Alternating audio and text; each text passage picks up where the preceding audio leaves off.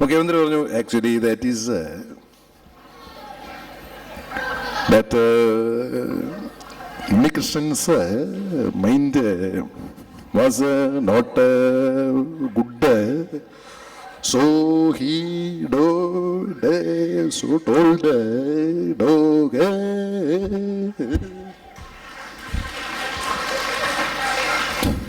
വെറുതെ അല്ല നമ്മുടെ നാട്ടിൽ നിന്ന് IAS-കാരൊക്കെ അവിടെ നിന്ന് ട്രാൻസ്ഫർ വാങ്ങിച്ചു പോകുന്നു.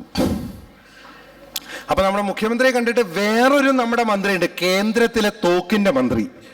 അങ്ങേരുടെ ഇംഗ്ലീഷ് കേട്ടാൽ പിന്നെ വേറൊന്നും കേൾക്കണ്ട. കേന്ദ്രം ഭരിക്കുന്ന ഡിഫൻസ് മിനിസ്റ്ററാണ്. ആ മുണ്ടിങ്ങനെ പിടിച്ച് ദാ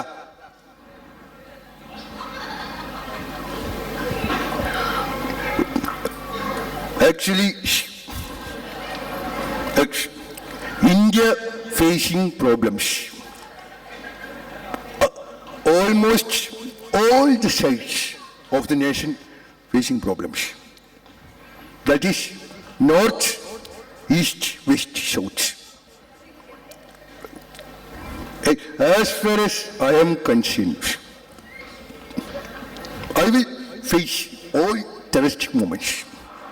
No doubt at all. കേന്ദ്രമന്ത്രിമാരോട് നല്ല ബഹുമാനമുള്ള ഫോട്ടോഗ്രാഫറാണ്.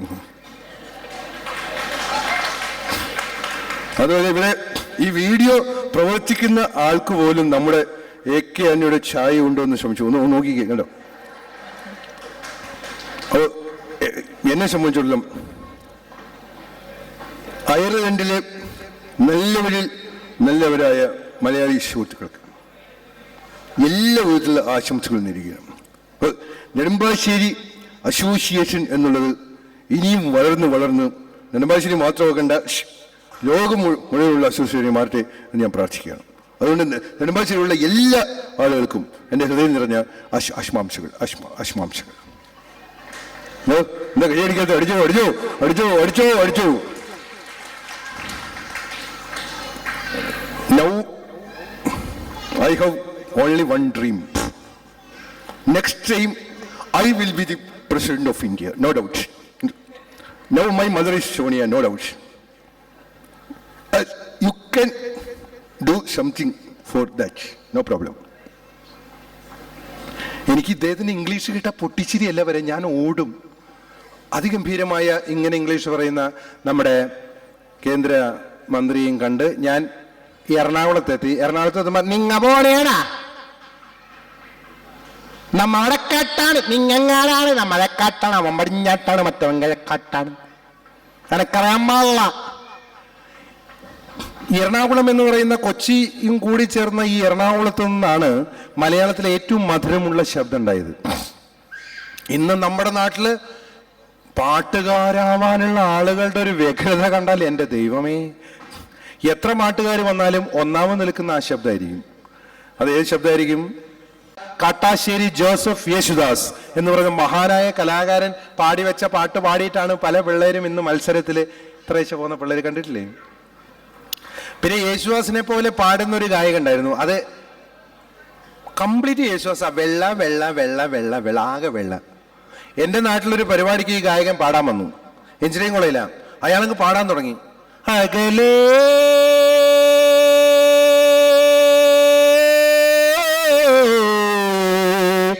അകലേ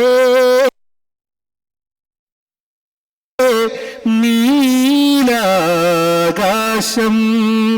അകലേ അകലേ നീലാകാശം അലതല്ലും മേഘതീർ. കൈയടിച്ചു ഓഡിയൻസ്, അടിച്ചു.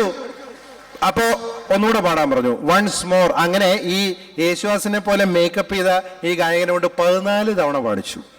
14 തവണ പാടിക്കഴിഞ്ഞപ്പോൾ ഇയാൾ പ്രോത്സാഹനം എന്ന് വിചാരിച്ചിട്ട് ഓഡിയൻസിനോട് യേശുദാസിന്റെ അതേ ശബ്ദത്തിൽ പറഞ്ഞു, സന്തോഷമുണ്ട്. കാരണം എന്താണെന്ന് വെച്ചാല് ഒരുപാട് പാട്ടുകള് ദാസേട്ടന്റെ പാട്ടുകൾ പഠിച്ചു വെച്ചിട്ടുണ്ട്. സംഗീതമാകുന്ന അനന്തമായ സാഗരത്തിന് ഒരു തുള്ളി എൻ്റെ തൊടയെ തടഞ്ഞുകൊണ്ട് ഞാൻ പാടുകയാണ്. അതുകൊണ്ട് ഇനിയും ഞാൻ നിങ്ങൾക്ക് പാടാനുണ്ട്.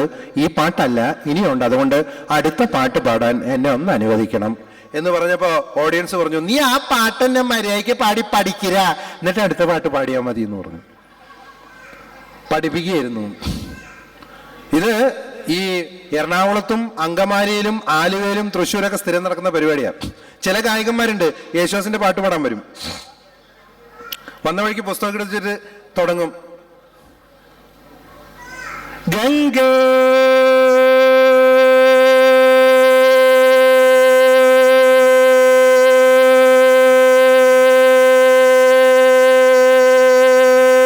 തൊടിയിൽ ഉണരും, അങ്ങനെയൊക്കെയാണ് വേണ്ടത്. പക്ഷെ പാടാൻ വന്നിട്ട് മുന്നിൽ നിന്നു. എറണാകുളത്ത് ഒരിക്കൽ ഉണ്ടായതാ.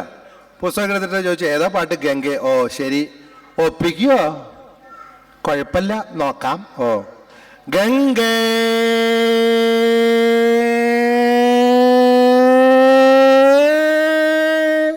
അപ്പൊ ഓഡിയൻസ് ചോദിച്ചു, ഏയ് ഇതെന്തൊട്ട് താങ്ങിൻ്റെത് മുനിസിപ്പാലിറ്റിയുടെ ഷെയറിനോ എന്ന് വരെ ചോദിച്ചു. അപ്പോ ഗാനത്തിനൊരു അറ്റമില്ലാത്ത സംഗീതത്തിന്റെ യേശുദാസ് സ്പർശവും ഏറ്റുകൊണ്ട് ഞാന് അങ്കമാലി വഴി വരണോ? അങ്കമാലിയിൽ ഞാൻ ഒരിക്കൽ വണ്ടി നിർത്തി ചായ പിടിക്കാൻ പോയപ്പോ രണ്ടാള് മറ്റേ എങ്ങടാ പോണേപ്പേ എന്ന് ചോദിച്ചു. അപ്പൊ ഞാൻ പറഞ്ഞു എപ്പേ ഇപ്പേ. അങ്കമാലിക്കാരുടെ ഒരു ടിപ്പിക്കൽ ഇതാണത്. പുള്ളിക്കാരൻ വരാന്ന് പറഞ്ഞിരുന്നു, വന്നില്ല, എങ്ങടാ പോണേപ്പേ. അതുകൊണ്ടാണ് ദിലീപ് ആ പാട്ടിൽ എപ്പേ എന്ന് ചോദിച്ചില്ലേ, അതേ പാട്ടില് സാറേ സാറേ സാമ്പാറേ എപ്പേ. അപ്പൊ അങ്ങനെ നിങ്ങളുടെ പ്രദേശത്തെ ആ ഭാഷയും കടന്ന് ഞാൻ എൻ്റെ നാടായ തൃശ്ശൂരിലെത്തി. തൃശ്ശൂർക്കാർ ഞങ്ങൾ ശവം എന്ന വാക്കിന്റെ ഓപ്പോസിറ്റ് കണ്ടുപിടിച്ചിട്ട് ഞങ്ങൾ ശവത്തിന്റെ ശവി. ഒരാളെ ഭയങ്കരമായിട്ട് ഇഷ്ടമായ ജാതി ശവിസ്റ്റ, ദേഷ്യം വന്നല്ല പോയര ശവി എന്നും പറയും. എൻ്റെ നാടായ തൃശ്ശൂരിൽ ഏറ്റവും ഒറിജിനൽ കിട്ടുന്ന ഒരു സ്ഥലമേ ഉള്ളൂ, കുന്നംകുളം. എൻ്റെ ഒരു കൂട്ടുകാരന് 15ൻ്റെ ഒരു നോട്ട് കിട്ടി. നോട്ട് 15-നെയാണ്. അയാൾ എൻ്റെ അടുത്ത് കൊണ്ട് ജയരാജാട്ടാൻ 15ൻ്റെ ഒരു നോട്ട് കിട്ടിയില്ല, ഞാൻ തൊട്ടാ കാട്ടാ. ഞാൻ പറഞ്ഞു കുന്നംകുളത്ത് പോടാന്ന് പറഞ്ഞു. ഞാൻ കുന്നംകുളത്ത് പോയി ഒരു കടയിൽ ചെന്ന് ചോദിച്ചു, ചേട്ടാ ചേഞ്ച് ഉണ്ടാ? കടക്കാരൻ ചോദിച്ചു, എത്രയുടെ നോട്ട്? 15-ന്. ഇങ്ങനെ കാണിക്കുക, ചേഞ്ച് കൊടുത്തു. ഒരു 7-ൻ്റെ നോട്ടും ഒരു 8-ൻ്റെ നോട്ടും. പൊക്ര ശവി എന്നും പറഞ്ഞു. ഞാൻ ഒരു ആക്ഷേപഹാസ്യ ഇതുപോലെ കലാകാരനായത് തൃശ്ശൂർക്കാരനായതുകൊണ്ടാണ്. ഞാൻ വേറെ വല്ല ജില്ലയിൽ ജനിച്ചിരുന്നെങ്കിൽ എൻ്റെ ജാതകം തന്നെ വേറെയാകുമായിരുന്നു. എൻ്റെ നാടിൻ്റെ ഏറ്റവും വലിയ പ്രത്യേകത 2 കണ്ണൂക്കാരാണ് എൻ്റെ നാടിനെ പ്രശസ്തരാക്കിയത്. 2 കണ്ണൂക്കാരെന്ന് പറഞ്ഞാൽ, ഒന്ന് 90 വയസ്സ് കഴിഞ്ഞിട്ട് സ്വന്തം മോൻ്റെ കാര്യം തന്നെ പറഞ്ഞുകൊണ്ടിരിക്കുക. ശരീരമാസകലം വെളുത്തിട്ടൊരു കാർന്നവര്. ഞാൻ എൻ്റെ പരിപാടി കൊണ്ട് 25 കൊല്ലമായി. കഴിഞ്ഞ 25 കൊല്ലമായിട്ട് ഞാൻ എൻ്റെ പ്രോഗ്രാമിൽ പറയുന്ന അതേ കാര്യമാണ് അങ്ങേര് ഇപ്പോഴും പറയുന്നത്. 25 കൊല്ലം മുമ്പ് അങ്ങേര് തുടങ്ങി ആ കാരണവര് ഇന്ത്യൻ നാഷണൽ കോൺഗ്രസിന്റെ പാരമ്പര്യം, മഹാത്മജി, നെഹ്റുജി, ഇന്ദിരാജി, രാജീവ്ജി, ഞാൻജി, എൻ്റെ മോൻജി, ബാക്കി നിങ്ങളൊക്കെ. അതന്നെ ഇപ്പോഴും പറയുന്നു. ഇപ്പൊ 92 വയസ്സായിട്ട് ഇത് തന്നെയാ പറയുന്നത്. ഇപ്പൊ ശബ്ദത്തിൽ മാറി.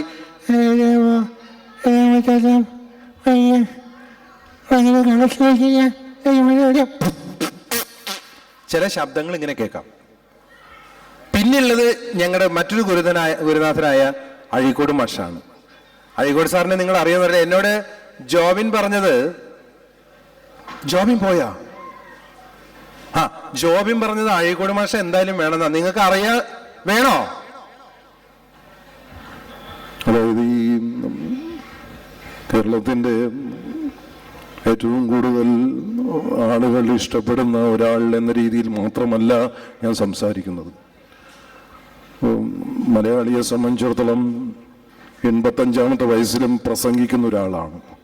എന്തുകൊണ്ടാണ് 85-ാമത്തെ വയസ്സിലും പരിപൂർണമായ ആരോഗ്യത്തോടെ പ്രസംഗിച്ച് നടക്കുന്നതെന്ന് ചോദിച്ചാൽ അതിന് ഒറ്റ ഉത്തരമേ ഉള്ളൂ, കല്യാണം കഴിക്കാത്തത് കൊണ്ടാണ്. ഒരു 30-ാമത്തെ വയസ്സിലൊക്കെ ഞാൻ കല്യാണം കഴിച്ചിരുന്നെങ്കിൽ ചിലപ്പോൾ 60-ാമത്തെ വയസ്സിൽ സിദ്ധി കൂടുമായിരുന്നു. അപ്പോൾ ഒരു മനുഷ്യനെ സംബന്ധിച്ചോളം ഇവിടെ ഇരിക്കുന്നത് ധാരാളം ഈ നേഴ്സിംഗ് മേഖലയിലുള്ള സഹോദരിമാരാണ്. ഒരു മനുഷ്യൻ്റെ ആരോഗ്യത്തിൻ്റെ പകുതിയിലധികം നഷ്ടപ്പെടുന്നത് കല്യാണം കഴിക്കാത്തത് കൊണ്ടാണ്. നമ്മുടെ പ്രസിഡന്റ് കല്യാണം കഴിച്ചിട്ടുണ്ടോ എന്ന് എനിക്ക് അറിഞ്ഞുകൂടാ.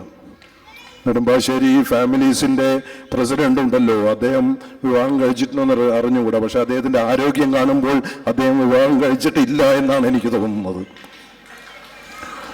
കാരണം ഈ വിവാഹ ജീവിതത്തിൽ ഒരു കുഴപ്പമുണ്ട്, നല്ല തടിയും ആരോഗ്യം ഉണ്ടാവും, പക്ഷേ ആരോഗ്യം എന്ന് പറയുന്നത് യഥാർത്ഥത്തിൽ ഉണ്ടാവില്ല.